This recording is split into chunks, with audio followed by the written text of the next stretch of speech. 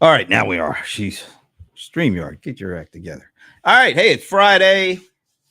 You know what that means? It's Small Biz Trends Breakdown. I'm Brent Leary, and we gather a few of our small business experts to talk about what happened over the week, what matters, what doesn't, and the way these shows go is sometimes something comes up that just like takes over the show. So who knows what'll happen? This is why we like doing things unscripted. And I always bring out the chief technology officer of Small Biz Trends, Leland McFarland. Leland, how's things in the Great Pacific Northwest? They're doing great over here.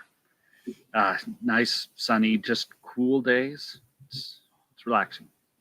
Yeah, I went from last week I was in Vegas, it was 105 degrees, and then this week I was in San Francisco where I woke up and it was like in the 50s.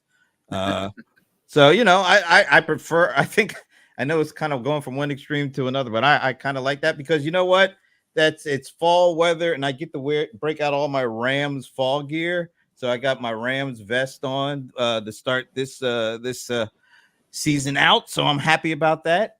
I don't know if anybody else is. I know one person who will come on later that probably doesn't care at all. But we'll wait to get to him because we got to say hello to Ivana Taylor first. Hey, Ivana. Hi, guys. Greetings from sunny Cleveland, Ohio, where we are hanging on for dear life for summer. Okay. What does that mean? Is it nice like in the 70s or something there? It's amazing. This weather just could not be any more perfect. It's going to be a great weekend. We are going to get a week of rain, and that's okay. I love all the weather. She loves all the weather. I like that. And, of course, usually last to the show, but not least. I won't say he's least. He's just last. He is the bold one. Some call him the cold one. He is John Coder Ice Lawson. What the hell is that? John's outside. I love it. Are you outside or is that a television? Television. Yeah, and thanks for showing us all the cookie crumbs that you just left after you eat that big cookie. Where? Yeah, we saw it before. Oh, okay, from before. I'm about to say I cleaned off my shirt. Yeah, crumbs. Anyway, there's a lot of stuff going on. I want to start with this. This is a little clip because we just got the 50 basis points lowering of the interest rates from the Fed. Everybody is kind of like has a thought about that. But I saw this clip on CNBC that I thought might help us kick things off. The faster they get there, the higher the probability that we avoid a recession, because to me, it already looks like we're in a small business recession that could easily spread to the rest of the economy, given that that's the foundation of the labor market. Well, exactly. 60%. That's where the hiring comes from. And so this is one area where a bigger rate cut will actually have an immediate effect. All right. So last week, before all this Fed stuff came out, there was quite a bit of gloom and doom, and a little not knowing whether it's going to be a 25 basis point or a 50 basis point. But it happened. It was 50. The stock market is like at an all-time high. Things don't seem to be like terrible to me. But that one dude said we've already been in a small business recession, and he's thinking it hopes it doesn't spread to an overall. My question to all three of you, does it feel like we're in a small business recession right now? Bro, I've been saying that for like a year and a half. So yeah, talk to somebody else. Yeah, but it still doesn't feel like we're in a recession to me. But I'm just saying. Okay, what does a recession feel? Well, like? I looked at my investment account, and I'm not feeling like it's a recession right now. Oh, okay. But your investment account is not a small business, so that's. Yeah, but I work. I am a small business recession. Yeah, I am a small business. You're a solopreneur. It's totally okay. different. I'm a solopreneur. So when they're talking about small businesses, they're talking about like mom and pop shops. Go down to any strip mall, and you can tell we've been in a recession for a while. I mean, come on, give me a break. All right. Even are we in a small business recession? There's another report that just came out, I think, on Small Business Trends that small business can't even find people to work. It's too hard to find the people to work. So I don't know. hear that from the mom and pop shops that I engage with. I think we talked about this last week. To most small businesses, whether you're a solopreneur or you're a small business with, let's say, 5-10 employees or something like that, stuff is expensive. While the rate of the price increases has slowed down, the costs keep going up. And they're trying to find people, and they're paying, the people I talk to say that they have increased their wages. But at the same time, I think we're talking about interest rates, which is about borrowing money, isn't it? I'm not like an economist. I'm not an accountant. I don't feel qualified to talk about this. What I do feel qualified to talk about is that the businesses, the small businesses, the solopreneurs in my audience and community really would prefer not to borrow money. I think what would help them, is they want to invest, but that money is kind of hard to come by, right? Because then they got to increase prices and they're cutting costs. I've seen local bakeries. I'm in Cleveland. This is Eastern European country, my friends. And we love getting these little things called kolache. This is like the most decadent buttery pastry thing that you cannot stop eating once you get your hands on it. It requires a lot of eggs, requires a lot of butter, requires a lot of expensive cream cheese. These cookies used to be like this, and now they like this, and they cost the same. So, I don't know. What I've read is that it's great news for small businesses because they can borrow. Less expensively they can borrow. Exactly. However, I feel like that tends to apply more for like medium-sized businesses that are going to, like, manufacturers that are going to want to buy equipment or something like that. I'm not seeing it so much in my space. Leland, how about you? I could see it helping some small businesses, because if I want to start a salon and I need to buy some space, then it's going to be a lot cheaper. It's going to be a lot more economical for me to be able to buy a place to be able to start setting up some chairs. I could see that, and I could see some borrowing, but to go to your point about like, well, yeah, your portfolio is doing good. And it's like, well, yeah, the big companies are always going to do good. People are always going to go to Walmart. They're always going to go to Amazon. They're always going to shop what they need to shop. Luxuries are going to start going down. And so maybe people are not willing to do the really expensive haircut, but they'll get something a little bit smaller. Break out the bowl. They're not going to go down to the farmer's market and spend, twice as much for a scented candle. They're just going to go down to Walmart and pick out the cheap candle off of the shelf, which would hurt more small businesses because they're more niche, they're more artisan, kind of more of a luxury in some cases. So I could see, yes, big business is still doing really good and that helping people's portfolios, but we don't put stocks into small businesses. And that's not really a good index of how well a small business is doing. So do you feel like, just John says it feels like it. Do you guys feel like it's a small business recession? I would go for that. If not a recession, then just extreme difficulties. Stuck in the mud. We're not going anywhere. We're kind of in I'd limbo. say a slowdown. Yeah. I think that the definition of it's getting better. Okay, so what? All right, wait a minute. Getting better.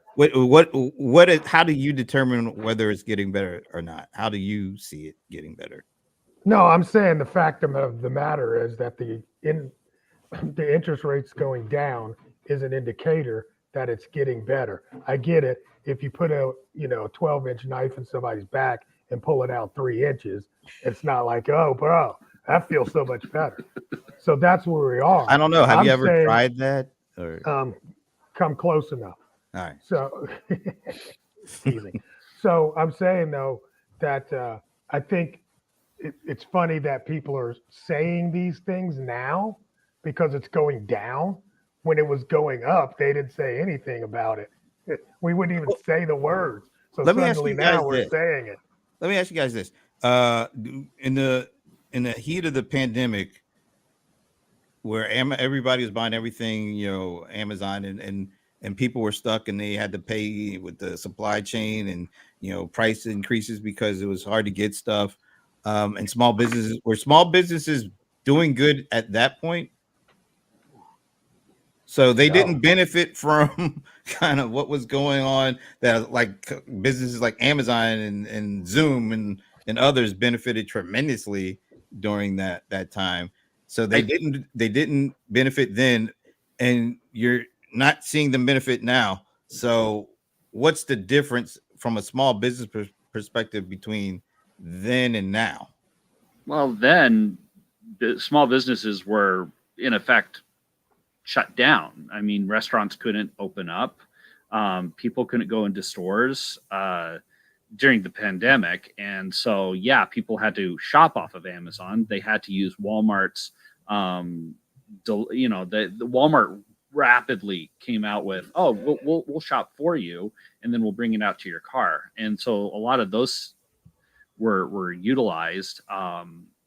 And small businesses just couldn't actually engage unless they were to adapt. I mean, I saw a lot of restaurants adapt and be able to do, car site delivery and stuff like that so that they can get around those regulations, or they worked with Amazon and started selling their products on Amazon. And I think that those people were able to kind of pull through but now they can engage, but they're still facing stiff competition from Amazon. And Amazon's where you go for the necessities. And my thought, small businesses can kind of cater a little bit more to luxury, and not necessarily a necessity, unless you're like the only grocery store in the town or something like that. How do small businesses get out of this? If we've been in this rut for, John, you've been saying we've been in you've been saying a recession, I think, for like the last couple of years. I don't know how recessions typically don't last that long. So I just never felt like, it almost felt like we were kind of teetering back and forth. And a lot of times it felt like the media was trying to force us into one, to be quite honest, with all the gloom and doom. But how can you be in a sustained recession for this long without terrible things happening? Because it doesn't feel like terrible things have happened in a small business. But you've been saying we've been in a recession for years. Yeah, I feel like it's not necessarily quote a recession all the time. I think we're at a point where we're feeling a shift in the way small businesses are being run. So there's pressures on certain businesses, and then there's other businesses that are booming right now. So and even in a recession, some of our greatest businesses have been created. So I don't think we're in this constant, like, okay, we're in a recession, but I don't think the GDP has been moving at the rate that it has in the past. And that's why we are feeling this tension right now in small businesses. If you've got a fixed amount of income and your expenses for gas, grocery, housing goes up, then the amount that you can spend, on other items has to go down. And that's what we're feeling. It's a mindset thing. It's a mindset thing. And, let me ask this question. And I just really want to talk about, there are the facts and there's numbers and data. And then there's like what John was talking about, how it makes us feel. And sometimes the way we feel about it doesn't match what the numbers are saying. Like we think it should be a certain way, and that causes unhappiness. Thinking things are going to be different than they are. So I remember years and years ago in the Atlantic, and when I say years ago, I'm talking about 1995 because I read this in grad school. The article was called "If the GDP is Up, Why is America Down?" And the interesting thing is that GDP and the numbers that we use to measure the health of the economy are simply a counting of transactions, but not every transaction yields benefit, like that benefit that makes our soul feel good. Not every transaction creates happiness. When people divorce, there are more transactions because now somebody's renting, somebody's buying all the duplicate plates and things. Transactions are going up. GDP is growing in that little microcosm, but happiness is down. So I think that we wish that things were different than they are. And this is a much because recession by definition is a continuing decrease in the way we measure the economy, right? A decline marked by drop in output and a rise in unemployment. People are employed, but people are still unhappy. Unemployment is down, but people are unhappy. Prices are not increasing as fast as they did, I don't know, last year. I think the overall inflation rate is 2.5% now. Exactly. Mhm. So I think we might need to have a much bigger, deeper conversation. And I think people have gotten a lot smarter since the pandemic. That's another thing that I got to thinking about what you were saying about the pandemic. The pandemic created new habits and new ways of being. And so I don't know what we thought was going to happen after. Well, let me ask you this. What do you think the growth of Walmart and Amazon and Uber has done to the economy of small businesses? What do I think it's done? Yeah. Well, Okay. Let me. I don't know. Maybe I'm not the best person. You're the Amazon seller, and I know you talk a lot about that. Yeah. So, let me short side this one. It was a setup question. I mean, that money didn't appear from nowhere. That money came from small businesses that were mom and pops on Main Street that are now being sucked up by these conglomerate type businesses like Amazon's, the Walmarts. I mean, a Walmart moves into a neighborhood and it's already known that a percentage of the small businesses will go out of business immediately because a Walmart hits the neighborhood. Amazon starts delivering packages, and what was it?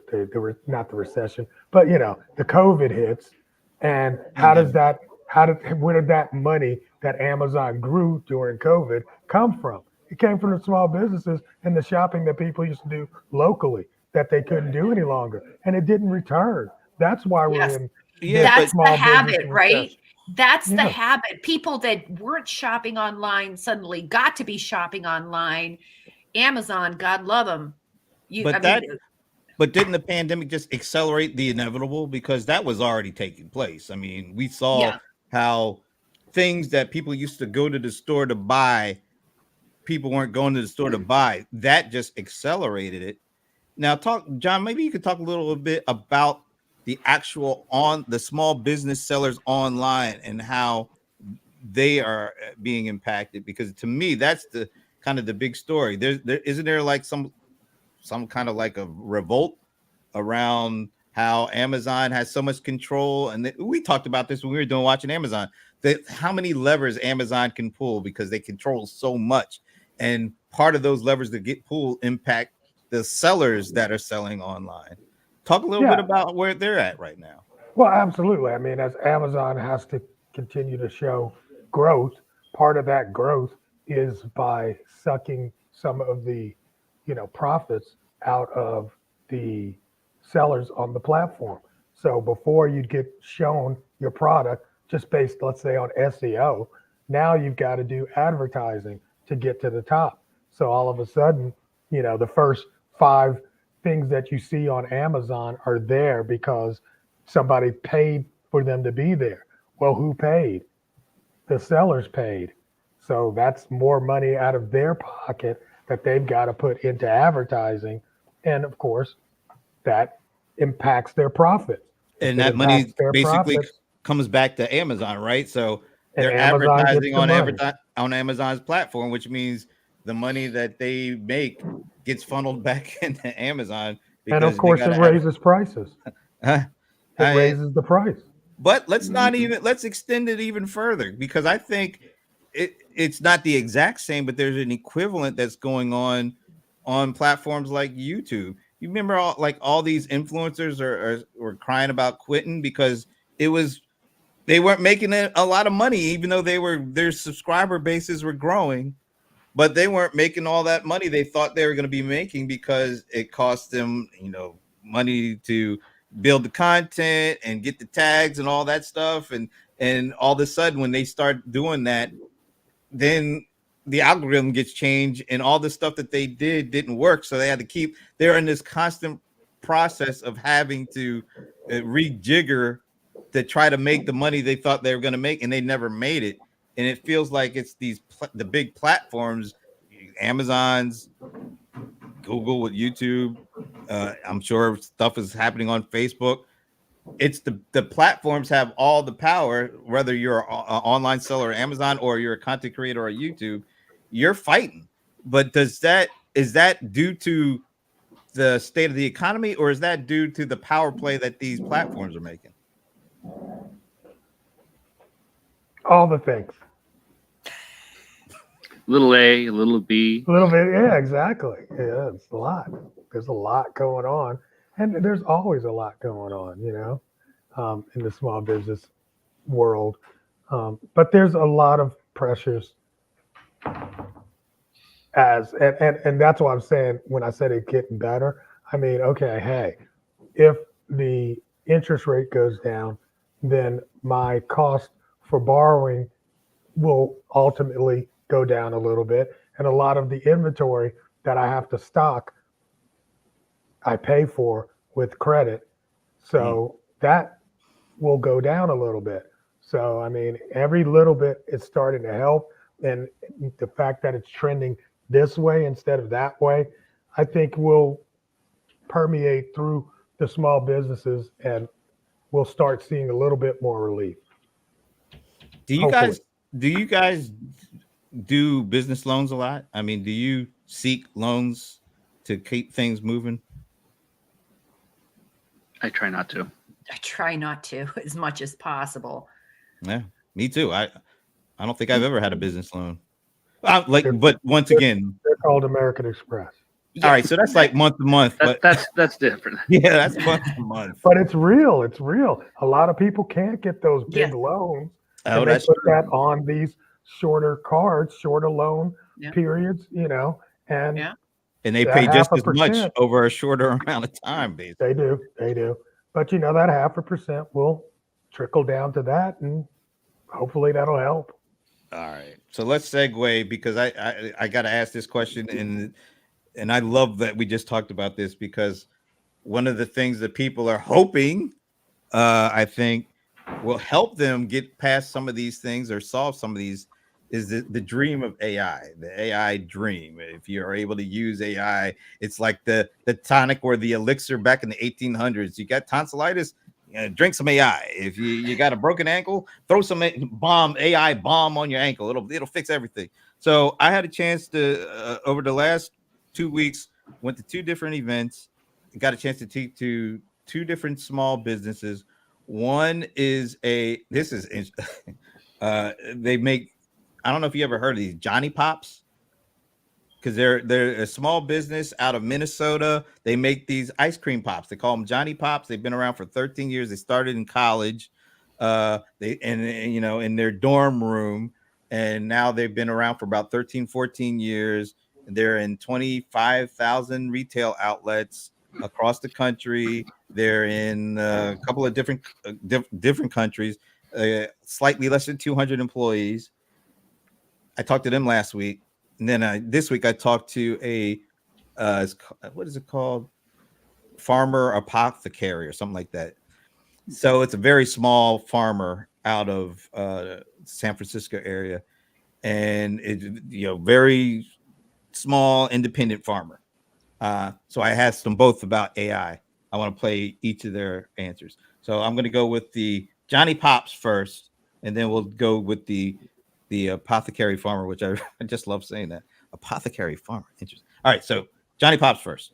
Very focused on ways we can, yes, scale our kind of human capital resources, but also deploy technologies that allow us to scale efficiently. And we certainly see that AI has and will continue to have an important role to play in making that possible, so that our team members can be working on value add work, and as much of it as we can automate with the basic day-to-day mundane components with AI or other automation and integration technologies has always been our inclination, and AI is just the next wave and frontier of that.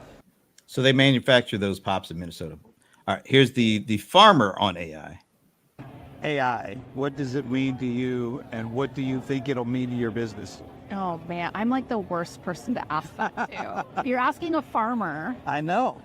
I've never had an opportunity to ask a farmer. I would love to know if AI is even a thing to you as a farmer. AI doesn't mean anything to me. Okay. It probably should. It's been something that my younger staff members definitely are like, let's try this out. Okay. And at 42 years old, I'm like the old curmudgeon that like is not as savvy as they are. That got pairs of socks older than that. So it's something we're looking forward to kind of like getting into. Okay. It just hasn't quite happened yet. Okay. Yeah. All right. So, I mean, and now these are two radically different small businesses, but they're not tech, they're not in the high tech field. One's manufacturing ice cream pops and the other one's a farmer apothecary. Two radically different answers. If you think of like the mainstream small business, the main street small business, the ones kind of the mom and pops, which are the mom and pops closer to right now? The farmer who is like, I really don't know much about it. I got some young folks who are talking to me about it, or the ice cream pop manufacturer who is like talking about ways that they can streamline and automate as much as they can with AI. Where are most small traditional small businesses at? Are they the apothecary or with the ice cream folks when it comes to AI? Okay, hold on. You see, I had to turn my screen around. All right. Oh God, Because is this going to be a as you pitch see- for you now? No, but I'm here teaching small businesses about AI. So I'm in the lunch So I'm break setting you up right I'm setting now. you up. Not really, but I I'm just had setting to you say, this is All right, something I do every week. Next All week right. I go to New York and I'll be speaking in front of small businesses for 2 days again. So, I mean, this is, AI and small business. Most of them have no idea. It's just a buzzword to them at this point. So and then at once this you point, open their eyes to what the possibilities are, they start thinking about here how I can actually apply this to my popsicle business or to my farming business. but right now, you would say the majority, maybe dare I say the vast majority, are in the I don't know, I really don't care. It's still a buzzword Okay. to the vast majority. Agreed. I agree. I would say that until it becomes integrated into the tools that they use on a daily basis and it becomes very easy and just natural to use, it's not going to be a big presence in their lives. I'm thinking of like the electrician or the plumber. My wife and I, we go to a tea shop because my wife loves tea, and it's a small business owned by a mother and daughter combo. I would be interested in how they could use AI to kind of like further their business. Besides, what I would love to see is like more with social media, using AI to actually kind of automate social media in a more meaningful way. That would, I would say, be very handy to a small business instead of them having to manage their own social media. But just like people who are just working with the average customer that just comes in off of the street, I can't see how a lot of the AI that is out right now could actually help them further their business in a meaningful and impactful way. You said the most important 2 words, and that's use cases. They need ideas and examples. In fact, when we were, might have been my first Zoholics or something, and I met a farmer. AI was like not a thing exactly. How long ago was that? Roughly? It was about a few years, like, I don't know, before the pandemic, the year before the 2019? pandemic. So we're talking 5 years. 19, right? Yeah. I interviewed this farmer, and what he had done, I'll give you the end result. The end result that wasn't AI. The end result that his work with Zoho and the platform was able to do at that time was literally say, oh, you know how you planted soybeans in plot 8? Soybeans need to go in plot 5, and corn needs to go in plot 12. So what he was doing is he was using the Zoho platform to gather all kinds of data. And then at that time, I don't know if Zia was introduced yet, like the very, very beginnings were being introduced. Yeah. And he was saying how, because he had fed all that data in there, it took him about a year, right, to get enough data in there. It was able to give him the predictive information that he needed that really helped improve his business. That has stayed with me. Obviously, it was a long time ago. But I think the case studies and showing them, and I teach some AI classes with SCORE, and I have found that people simply need ideas. They don't understand how this can improve their lives. But I will tell you another thing that I've noticed, especially since we had our session last week, I've gotten into a lot of conversations with people about being sold expensive things based on buzzwords. So they don't know what certain marketing terminology means. They don't know. They've just heard the buzzwords. And if the salespeople are saying that those buzzwords are in there, they're like, oh, I can get me some of that. And the next thing you know, like we were talking about, they're paying 300% more for something that they really need to. So, yeah, I'm even concerned about the integrations. I've been so unhappy with what I have seen people doing with integrations is completely, utterly useless. All right, let me ask you guys this, because you guys have a lot of expertise and knowledge and firsthand usage of a lot of these AI tools.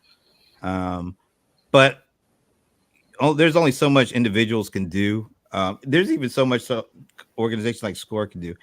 Do you think the reason why more small businesses are not taking advantage of some of these tools and services in the way that will actually impact their business? Do you have to lay some of the feet of the blame at these technology vendors who are creating the technology, but aren't educating enough of the small businesses on how to use them, why to use them, the use cases, that will allow them to understand how this could really impact their businesses at the most optimal? They don't know. How can you teach it to somebody? So you're saying the vendors know? don't know that yet? No, they don't run small businesses. They don't know what we have to do every day. Yeah, but they service the tools, the platforms that small businesses use.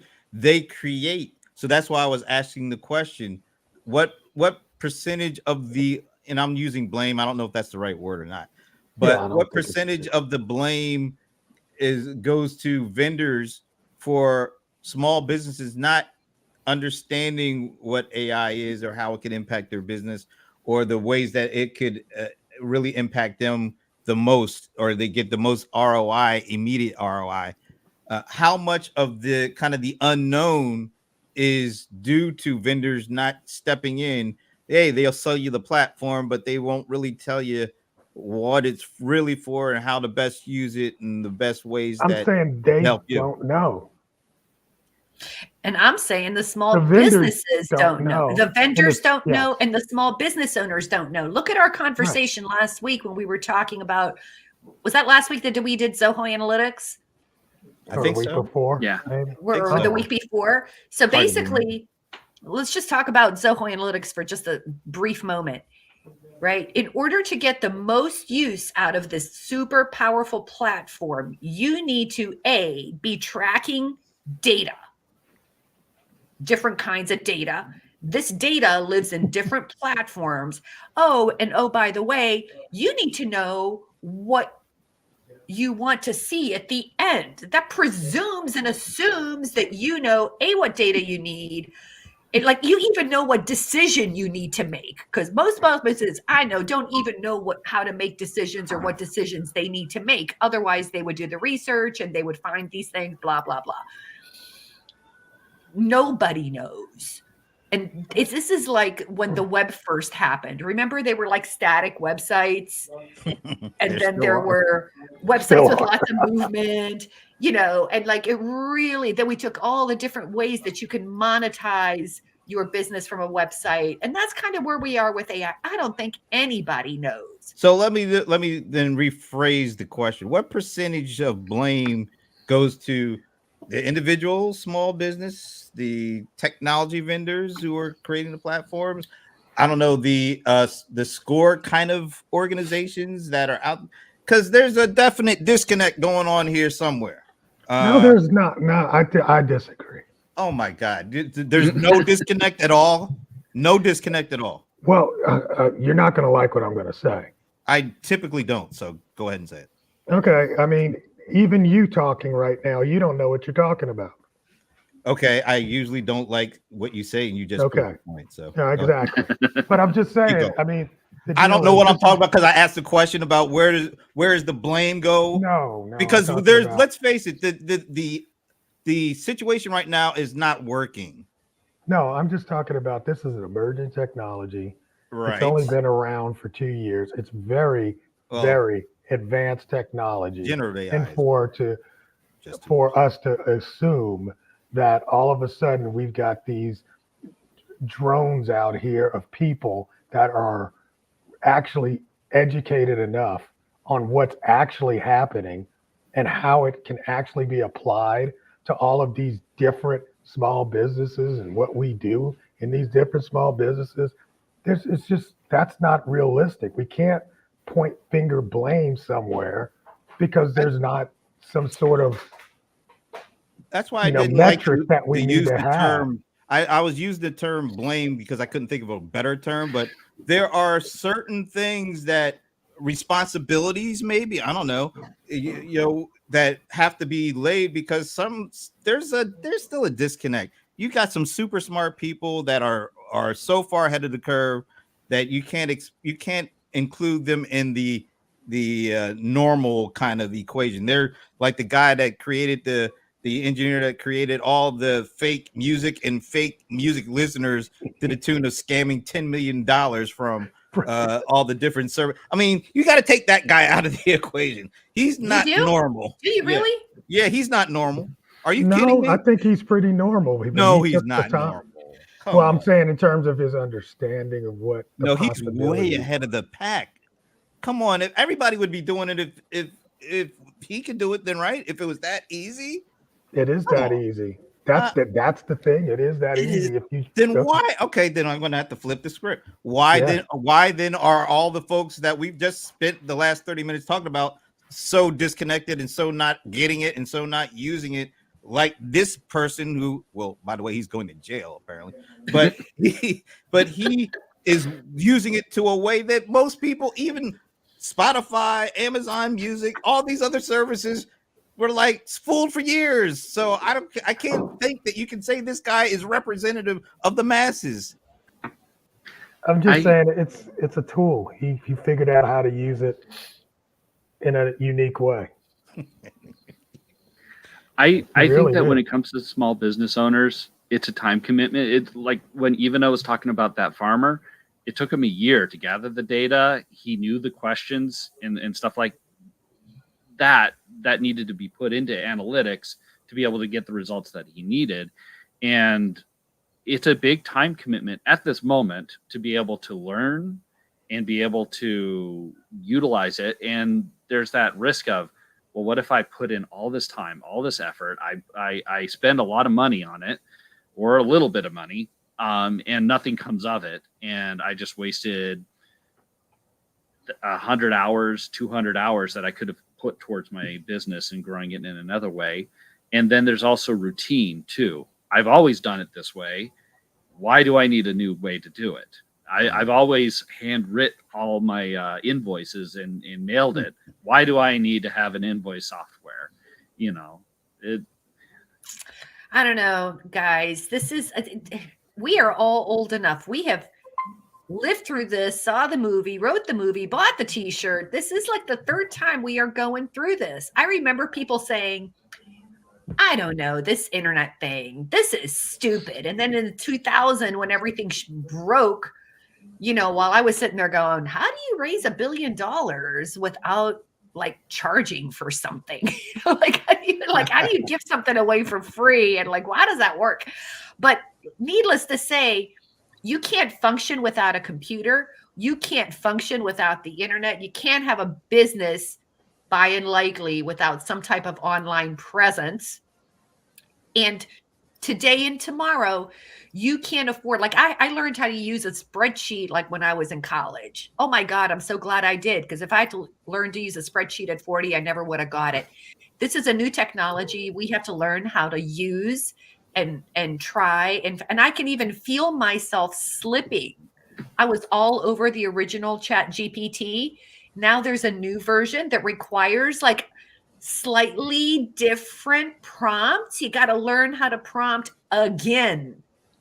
And I'm feeling actually got to unlearn. You got to unlearn. Yeah, unlearn. Yes, you have to unlearn. So now I'm like pissed off because like I really cracked the code on the original, but now I have to do it differently. And it's literally taking me just as long.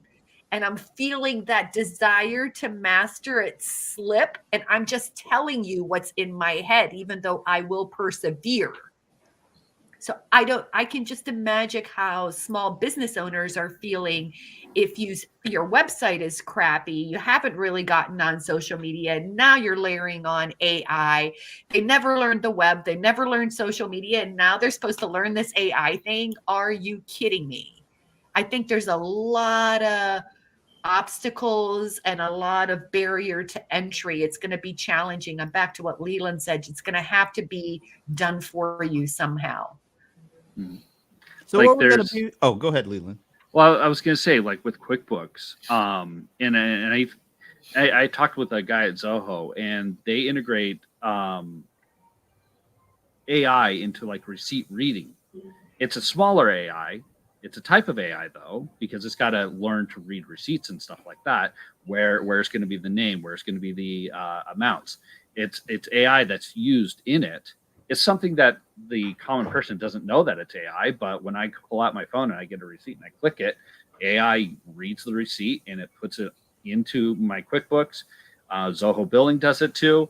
But that's the kind of AI that I could see people using.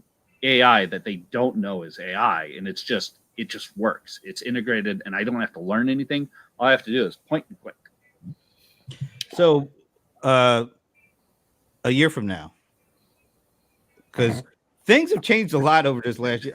I mean, I was just at these two conferences. I remember at the beginning of the year, everybody was talking about chatbots and co-pilots. Now it's AI assistants and agents, and there's a difference. And so a lot happens in the span of 9 months, let alone a year or 2 years.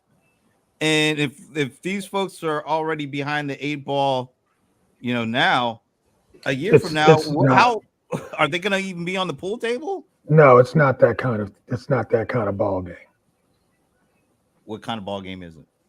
I mean, it's the kind of ball game where every year it gets easier and easier and less out front and in the background. So it's not like, hey, I got to learn how to code in this language, and then later on, I'm going to have to build on that. It goes the other way around. Just like she was saying, she learned how to master prompting, and now you got to unlearn prompting. So before you used to put in these long prompts to get everything out, and the new 01 version, it's like we need short prompts, and don't tell it everything because it thinks for itself. So you don't have to do all the thinking. Yeah, that's where these agents are coming in. Yeah, and then the agents are going to actually be able to use other tools and won't need you to feed it stuff. So Yeah, I they'll mean, be they reason, right? Agents reason. That's one of the big differences absolutely. between co-pilots and agents. So, They but I actually mean, start thinking. once it starts doing more of the thinking, more of the reasoning, it needs less and less human input. So you're not going to get left behind this time. Eh, we always get left behind. It feels like, Well, right? pretty much, yeah. I mean, You're going that's to be what. so, actually, what it's going to be is going to be that, the exponential curve. You're going to be so left behind that it doesn't even matter at the point, it's just I none of us going to catch up. I hate to end this conversation because do we feel better about things after this? I mean, Are we leaving our people happier on a Friday afternoon? Are they going to be ready for happy hour? Or are they going to be like, they're going to be ready for happy Lord. hour, right? Because they're going to be drinking more than ever. They'll be drinking. It's 5 o'clock somewhere, right? It feels like there's some sort of a connection between the economy and all the stuff we just talked about with AI and autonomous entities and autonomous behaviors and all that kind of stuff. But if we're not able to make that connection, we're not able to really benefit from all this stuff, and we will still be feeling this way like the past 2 years apparently, which I think is terrible, a terrible situation to be in. How do we get out of that situation? I got a simple solution. You got to stop thinking about where you're at and solving problems of where you're at. You got to, in school, we learned this and they called it future search, right? If you do future search, which means you declare a future way of being, right? Like that farmer, for example, that farmer had a vision. I don't want to have to think about where I'm going to plant what crop. I want the computer to tell me where I'm going to plant my crop. Yep. Right. So he went from there and then he was like, well, if I wanted that, I have to go back. I have to go back. If he had started from this is where I plant my crops, that would be a different solution. So future search is about, and this is what I'm advocating for small business owners to do. I'm not just talking about visioning. I'm talking about practical use cases. What would you want for your customer? What desired outcome do you want to deliver? And I mean, truly vision. Like, how do I deliver it with 100% guaranteed result? How, if getting their result were to be immediate in a vacuum, how close can I get my product or service to deliver that result immediately? So if you're thinking about the core concepts and using those core concepts from a visioning perspective, and you keep asking those questions and keep thinking about what data do I need to make this happen? What do I need to do to make that happen? Suddenly, these use cases will become intuitively obvious to you. And when you're looking for tools, you'll know what questions to ask because you know where you're going, right? If I'm going to California and I'm in Cleveland, I'm like, I need to head west. Is this going west? Same thing. Throw the ball. Who wants it? I don't know. I think I left you speechless. I didn't mean to leave. No, I can't believe it. No, I think, because we're coming up close to time here. I'll just throw this out. Just a question. How long do you think it will take before I'm not going to say all small business, but like kind of a general level of small businesses will start feeling better about the business they're in and the way that they're operating and what are they getting out of it? Because it feels like if and I'm going off of Colder Ice, because he has been saying he's been hearing from the people he talks with and gets mentors and teaches this feeling of recession for the last couple of years. What's it going to take to get out of that? What's it going to take, even if it's a recession of feelings, like Evena was saying? Don't you want to feel good about, because I have this sneaky suspicion that there are people that are doing pretty good financially, but just don't feel good about it or don't feel good enough about it. And of course, there are people that are hurting. There's always that case. But when do people start feeling better about their business? Because it feels like it has been a couple of years at least since we've been going through this. I think it's going to take a while because even though interest rates have gone down, the cost ratios for things, people's incomes, what they're making isn't matching what inflation has gotten. And once those levels start kind of like balancing out, and it's going to take a couple of years, it's going to take quite a while for things to just level out. You're going to start seeing normalization. I mean, there have been countries that went through horrific. I think Japan was one that it's just like their inflation years They went through like 3 or 4 decades. Yeah, it was horrible, and it took a while, but now they're thriving. And yeah, you got the yen, which it was a couple of yen for this and that back before inflation, and now it's like thousands and thousands of yen, but it all leveled out.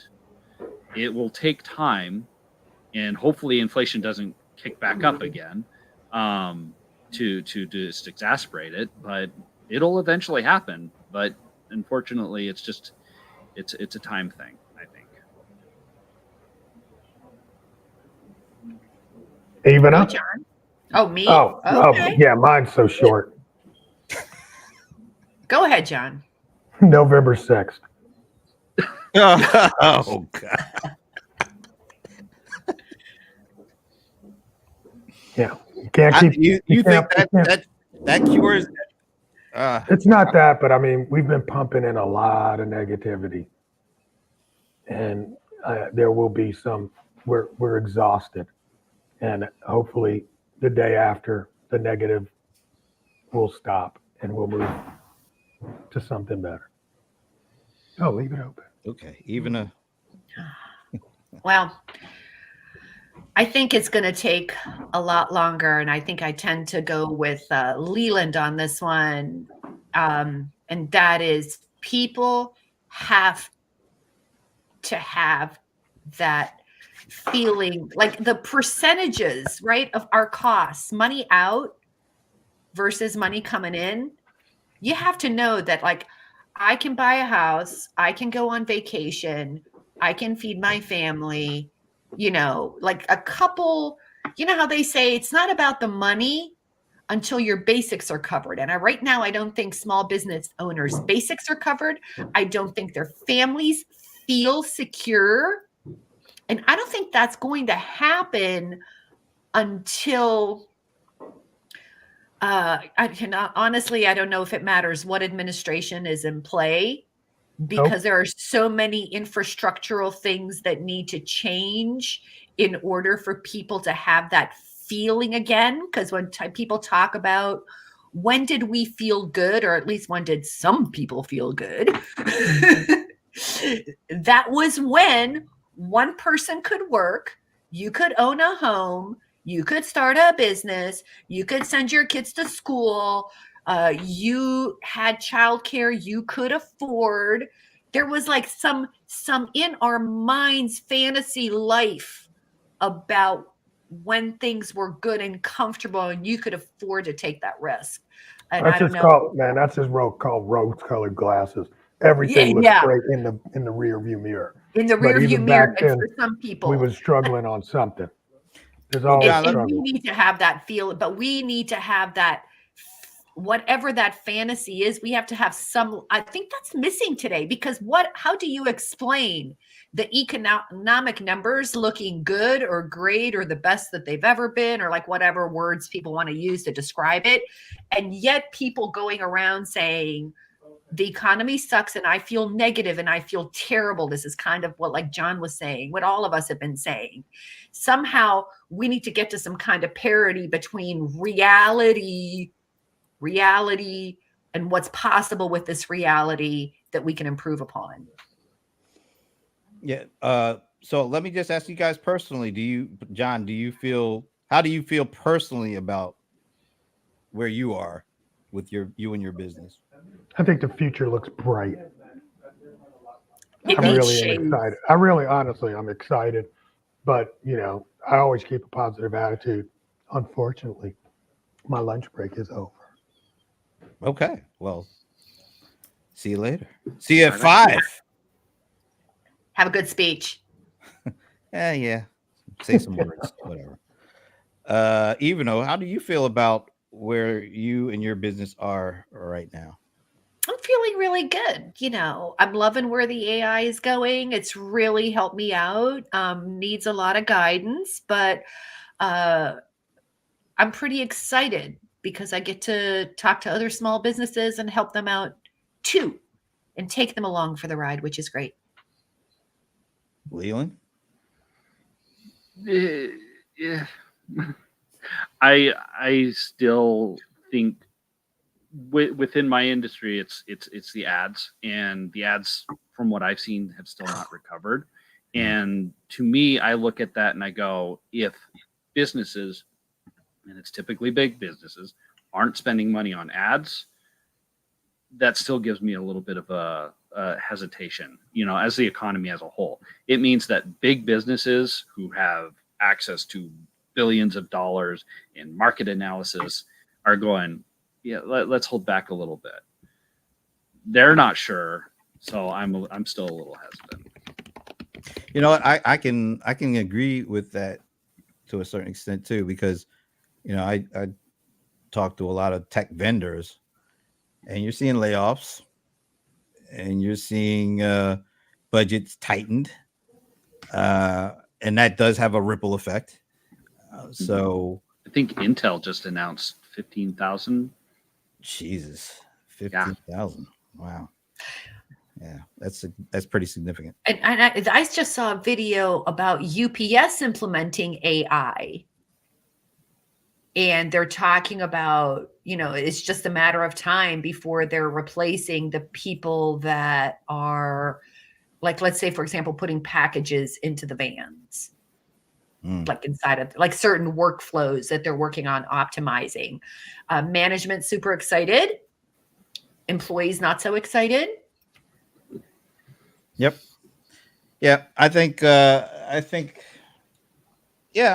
we might be in this same situation for a little bit until we figure out how to leverage this stuff effectively. I think it might take a while, but I do think we'll get there.